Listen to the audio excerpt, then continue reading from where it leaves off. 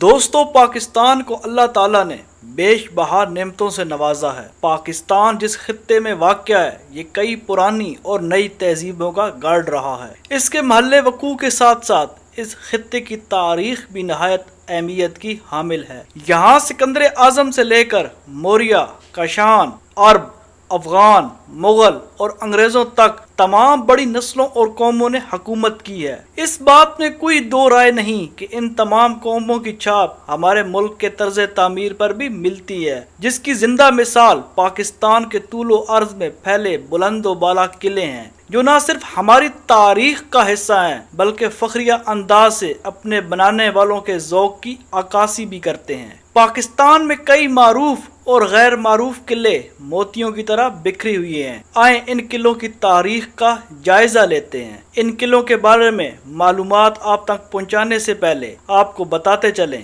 کہ اگر آپ نے ہمارے چینل کو ابھی تک سبسکرائب نہیں کیا تو جلدی سے ہمارے چینل کو سبسکرائب کر کے بیل آئیکن پہ کلک کر لیں تاکہ یہ تاریخی ویڈیوز آپ تک بر وقت پہنچ سکیں۔ شاہی قلعہ لاہور۔ یوں تو پاکستان میں بے شمار قلعے ہیں، لیکن ان سب میں جو شہرت لاہور کے شاہی قلعے کے حصے میں آئی وہ کسی اور قلعے کو نصیب نہ ہو سکی۔ مغل شہنشاہ اکبر کے دور میں بنایا گیا یہ قلعہ آج بھی پرانے لاہور کے شمالی مغربی کونے میں آن بان اور شان کے ساتھ موجود ہے۔ کہتے ہیں کہ جب محمود غزنوی نے اس علاقے کو فتح کیا تب اس جگہ ایک مٹی کا قلعہ تھا، جسے بعد میں اکبر بادشاہ نے گرا کر ایک جدید طرز کا شاندار قلعہ تعمیر کروایا۔ اکبر بادشاہ کے بعد آنے والے ہر مغل بادشاہ، یہاں تک کہ سکھوں اور انگریزوں نے بھی قلعے کے اندر مختلف دیواروں، محلوں اور کمروں کا اضافہ کیا۔ شہنشاہ جہانگیر نے باغات کو توسیع دی اور محل بنوائے۔ شاہ جہان نے دیوان خاص اور موتی مسجد کا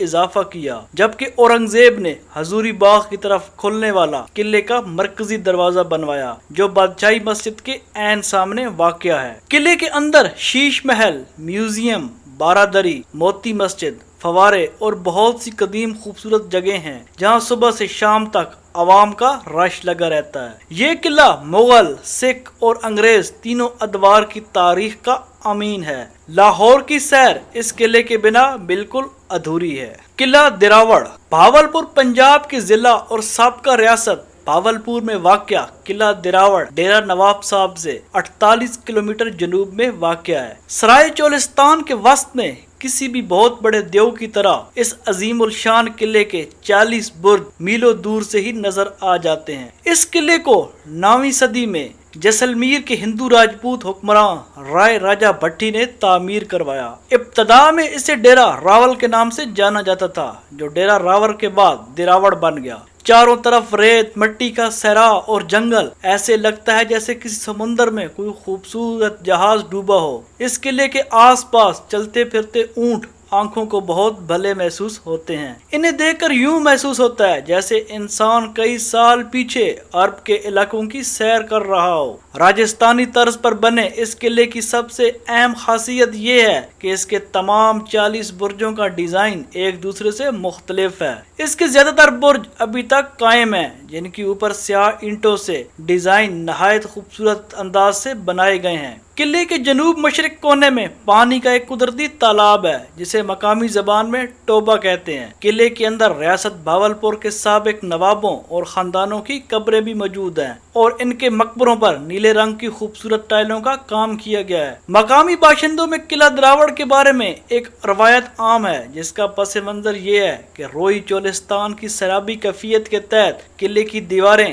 دن میں 7-8 بار رنگ بدلتی ہیں۔ بھاولپور جیپ ڈیزرٹ ریلی کے انعقاد سے اس علاقے میں سیاحت کو فروغ ملا ہے اور ہر سال ہزاروں لوگ اس قلعے کو دیکھنے آتے ہیں۔ بلتیت فورٹ، ہنزا۔ گلگت بلتستان کی وادی ہنزا میں کریم آباد کے گاؤں بلتیت میں واقع بلتیت فورٹ پریوں کی کہانی میں موجود خوبصورت قلعوں جیسا منظر پیش کرتا ہے۔ پہاڑ کے اوپر واقع یہ قلعہ کوئی 650 سال پہلے بنایا گیا تھا، جسے وقت کے ساتھ ساتھ مرمت کیا گیا۔ 16ویں صدی میں جب یہاں کے شہزادے نے بلتستان کی شہزادی سے شادی کی تو وہ بلتی ہنرمندوں اور کاریگروں کو بھی اپنے ہمراہ لائی تاکہ وہ اس قلعے کی تزئین و آرائش کر سکیں۔ 1945 میں میر حمزہ نے اس قلعے کو چھوڑ کر پہاڑ سے نیچے ایک اور قلعہ بنایا اور وہاں منتقل ہو گیا، جس کے بعد قلعے کی حالت خراب ہونا شروع ہو گئی اور اس کے منہدم ہونے کے خدشات بڑھ گئے۔ ہماری بے پرواہی نے اسے یونیسکو کی خطرے میں موجود عمارتوں کی فہرست میں لا کھڑا کیا اور آغا خان ٹرسٹ اور لندن کی رائل جیوگرافیکل سوسائٹی کے اشتراک سے اس کی مرمت کا کام شروع کیا گیا، جو 1996 میں ختم ہوا اور اس قلعے کو ایک عجائب گھر کی شکل دے دی گئی جسے بلتی ٹرسٹ چلا رہا ہے۔ اس قلعے کے لکڑی سے بنے دالانوں سے سورج غروب ہونے کا منظر دیکھنے سے تعلق رکھتا ہے۔ قلعہ بالا حصار، پشاور۔ افغانستان کے راستے بر ذخیر پر حملہ کرنے والے جنگجوؤں سے بچاؤ کے لیے پشاور شہر کے مغرب میں بالا حصار کے نام سے ایک قلعہ بنایا گیا، جو آج پشاور شہر کی پہچان بن چکا ہے۔ بالا حصار فارسی زبان کا لفظ ہے جس کے معنی اونچے قلعے کے ہیں، کیونکہ یہ ایک بلند چٹان پر واقع ہے۔ اس کو یہ نام درانی سلطنت کے سلطان تیمور شاہ درانی نے دیا، جو اسے اپنی رہائش گاہ کے طور پر استعمال کرتا تھا۔ یہ قلعہ اتنا پرانا ہے جتنا کہ پشاور شہر۔ قلعے کی زمین سے مجموعی بلندی 92 فٹ ہے۔ اس کی دیواریں پختہ سرخ اینٹوں سے تعمیر کی گئیں۔ دوہری دیواروں والے اس قلعے کا کل رقبہ 15.25 ایکڑ ہے، جبکہ اس کا اندرونی رقبہ 10 ایکڑ بنتا ہے۔ ایک پختہ سڑک بل کھاتی ہوئی قلعے کے اندر تک جاتی ہے۔ اس قلعے کو کئی بار مسمار اور تعمیر کیا گیا۔ 2005 کے زلزلے نے اسے شدید نقصان پہنچایا، لیکن بعد میں اس کی مرمت کر دی گئی۔ اس قلعے سے آپ پشاور شہر کے خوبصورت نظاروں کا بھی لطف لے سکتے ہیں۔ آج کل یہ قلعہ فرنٹیئر کانسٹیبلری کے پاس ہے، جس نے نہایت اہتمام سے اس قلعے کو سنبھال رکھا ہے۔ قلعے کے اندر بھی ایک دنیا آباد ہے۔ یہاں اندر ایک خوبصورت آرمی میوزیم بنایا گیا، جس میں خیبر پختونخوا میں ہونے والے مختلف آپریشنز کی معلومات، ان سے متعلق اشیاء، مختلف قسم کی بندوقیں، تصاویر، زیورات، تلواریں، چھوٹی توپیں رکھی گئی ہیں۔ اس کے ساتھ کیلاش تہذیب کی عکاسی بھی کی گئی۔ قلعے کے اندر ایک گفٹ شاپ اور پشاوری چپل کی دکان بھی ہے۔ اس قلعے کو دیکھنے کے لیے آرمی سے خصوصی اجازت نامہ درکار ہوتا ہے۔ قلعہ اٹک، مغل شہنشاہ جلال الدین محمد اکبر کا تعمیر کروایا گیا قلعہ اٹک اٹا خرد کے مقام پر دریائے سندھ کے کنارے واقع ہے۔ اکبر اعظم کو اس قلعے کی تعمیر کا خیال اس وقت آیا جب وہ اپنے سوتیلے بھائی مرزا حکیم، جو کہ کابل کا گورنر تھا، جس نے پنجاب پر حملہ کر دیا تھا، کو شکست دینے کے بعد کابل سے واپس آ رہا تھا۔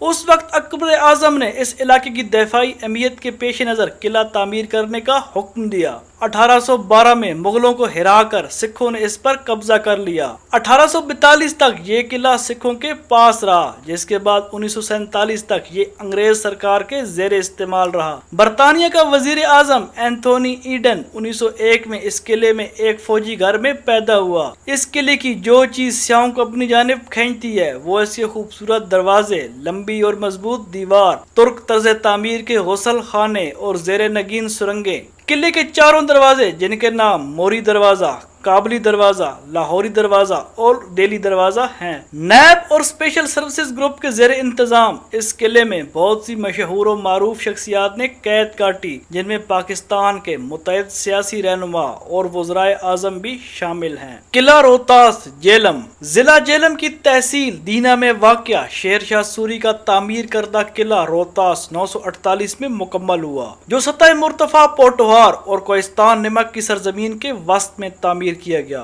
اس کے ایک طرف نالہ کس، دوسری طرف نالہ گھان اور تیسری طرف گہری کھائیاں اور گھنا جنگل ہے۔ شیر شاہ سوری نے یہ قلعہ گکھڑوں کی سرکوبی کے لیے تعمیر کرایا۔ گکھڑ مغلوں کو کمک اور بر وقت امداد دیتے تھے، جو شیر شاہ سوری کو کسی طرح گوارا نہیں تھا۔ جب یہ قلعہ کسی حد تک مکمل ہو گیا تو شیر شاہ سوری نے کہا، آج میں نے گکھڑوں کی پیٹھ میں چرا گھونپ دیا۔ اس قلعے کے عین سامنے شیر شاہ سوری کی بنائی ہوئی جرنیلی سڑک گزرتی ہے، جو اب یہاں سے 5 کلومیٹر دور ہو چکی ہے۔ دوسرے قلعوں سے ہٹ کر قلعہ روہتاس کی تعمیر چھوٹی اینٹوں کے بجائے دیو ہیکل پتھروں سے کی گئی۔ ان بڑے بڑے پتھروں کو بلندیوں پر نصب دیکھ کر عقل دنگ رہ جاتی ہے۔ ایک روایت کے مطابق قلعے کی تعمیر میں عام مزدوروں کے علاوہ علاوہ بے شمار بزرگان دین نے بھی اپنی جسمانی اور روحانی قوتوں سمیت حصہ لیا۔ ان روایات کو اس امر سے بھی تقویت ملتی ہے کہ قلعے کے ہر دروازے کے ساتھ کسی نہ کسی بزرگ کا مقبرہ موجود ہے، جبکہ قلعے کے اندر بھی جگہ جگہ بزرگوں کے مقابر پھیلے ہوئے ہیں۔ قلعے کے 12 دروازے ہیں جن کی تعمیر جنگی حکمت عملی کو مد نظر رکھ کر کی گئی۔ قلعہ روہتاس کا سب سے قابل دید اور عالی شان اور ناقابل شکست اس کی فصیل ہے۔ اس پر 68 برج،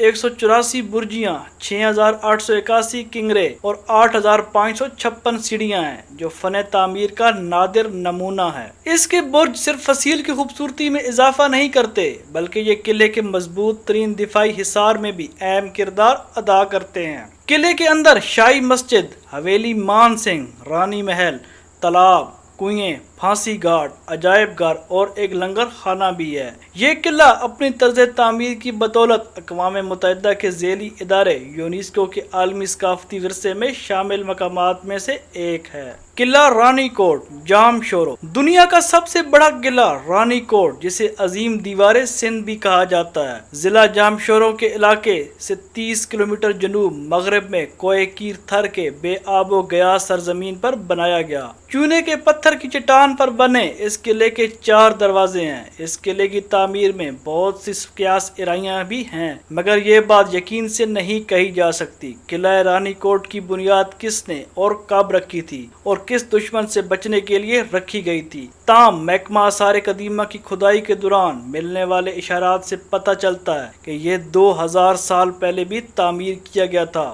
مگر حیرانی کی بات یہ کہ اس قلعے کا ذکر تاریخ میں صرف اس وقت ملتا ہے جب میر پور خاص کے میر شیر محمد تالپور نے 18ویں صدی میں اس قلعے کی مرمت کروائی۔